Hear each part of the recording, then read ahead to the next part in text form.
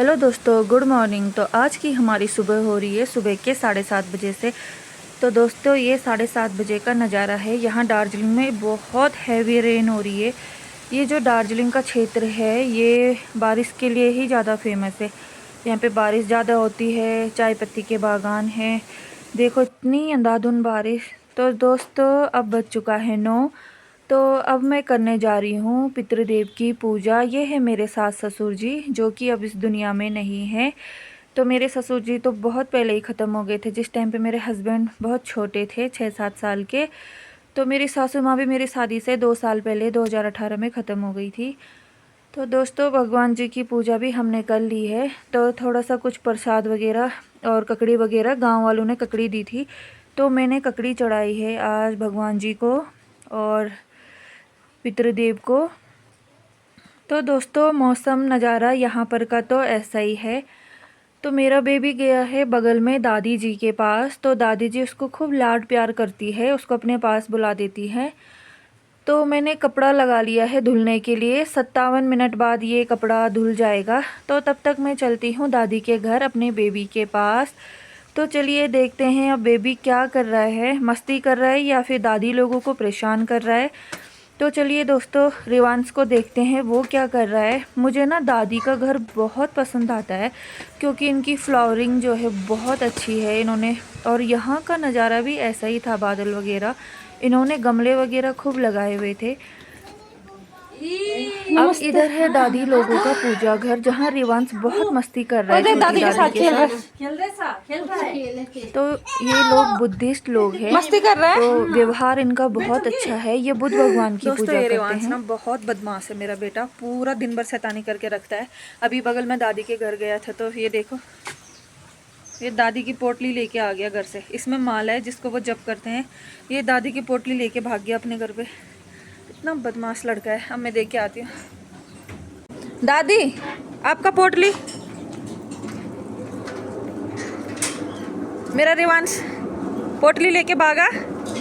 पोटली लेके भागा। एक ही माला थी ना? ठीक है।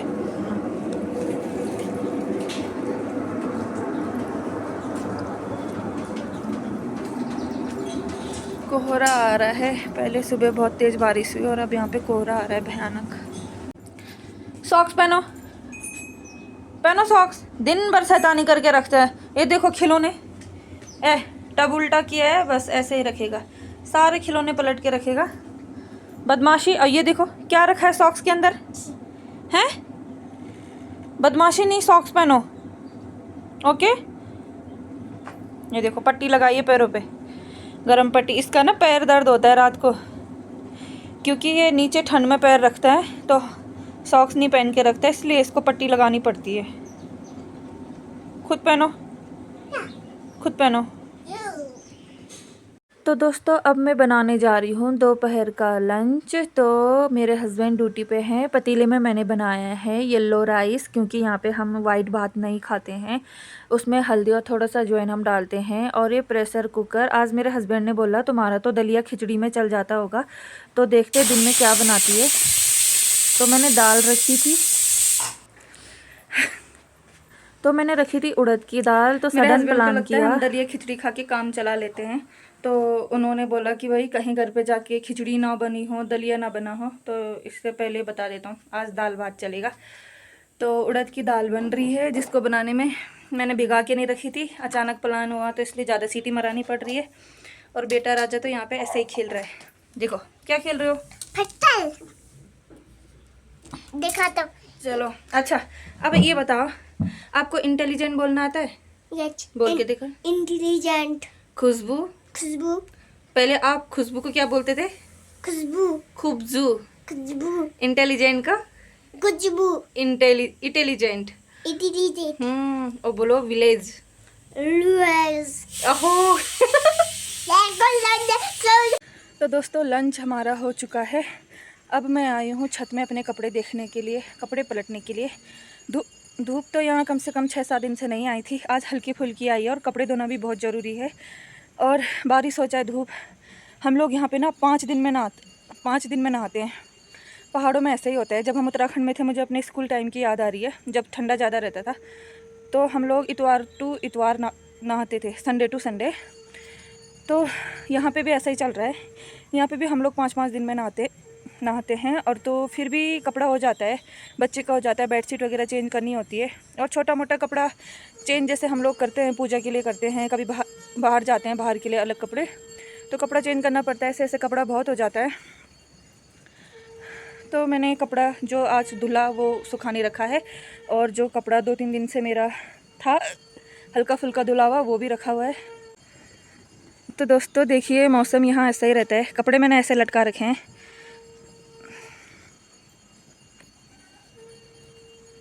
ये सब आज का धुला हुआ कपड़ा है, और कल परसों का धुला हुआ कपड़ा ये है। जो हल्का फुल्का तो मैंने अंदर सुखा दिया था, लेकिन थोड़ा बहुत इधर रह गया था। थोड़ा बहुत इनमें ना स्मेल आने लगती है कपड़ों में, क्योंकि अगर इनको धूप ना लगे तो इनमें बहुत बदबू आती है। तो आज का मौसम ऐसा है कुछ।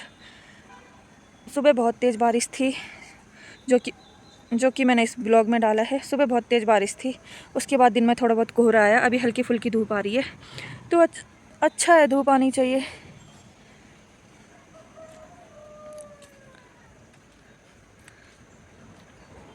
तो दोस्तों अब दिन के बज रहे हैं 3:30। तो अब आने वाली है ट्रेन। मैं रेवांश जा रहे हैं टॉय ट्रेन देखने। वो हमारे घर से थोड़ा सा पास में है, ज़्यादा दूर नहीं है।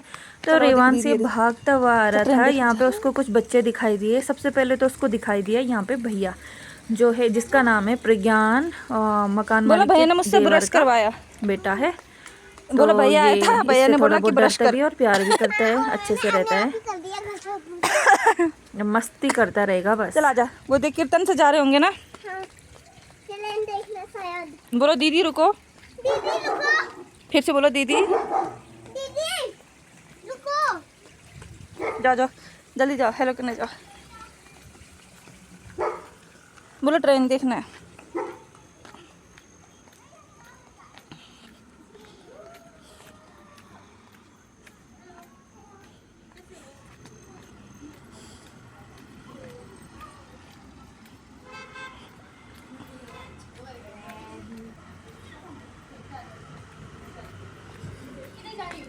इसको ट्रेन देखना है। ट्रेन आ रहा है? हाँ आवाज आई आपको? हाँ, हॉर्न मार रहे ना। अभी टाइम कभी जल्दी आता है, कभी शाम को लेट। तुम कहाँ आए थे कीर्तन में? नहीं, बाल विकास ना ये बच्चों के लिए होता है, जो बच्चों को अच्छा वैल्यू सिखाना, लाइक अच्छा बिहेवियर सिखाना। हाँ। आप ही भेज दो ना संडे संडे। कहाँ पे? यहीं पे वहीं पर वो प्रज्ञान ने नहीं बोला। नहीं मुझे तो पता है नहीं कहाँ पे। ये जो भवन बना हुआ है। ठीक है, संडे को कितने बजे? 2 बजे। अगले दिन आप जब आओगे ना तो आवाज़ लगाना मेरे को। हाँ मैं इसको भेजूंगी। ठीक है मैं इसको भेजूंगी फिर। नहीं उसने ट्यूशन का बताया उसने। संडे को ट्यूशन पढ़ाने जाता है ना शाम को। प्रज्ञान ट्यूशन पढ़ाता। चलो आपकी दीदी गई, अब हम।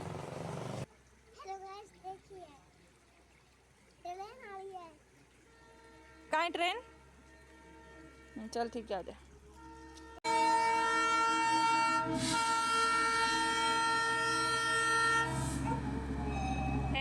आज तो एक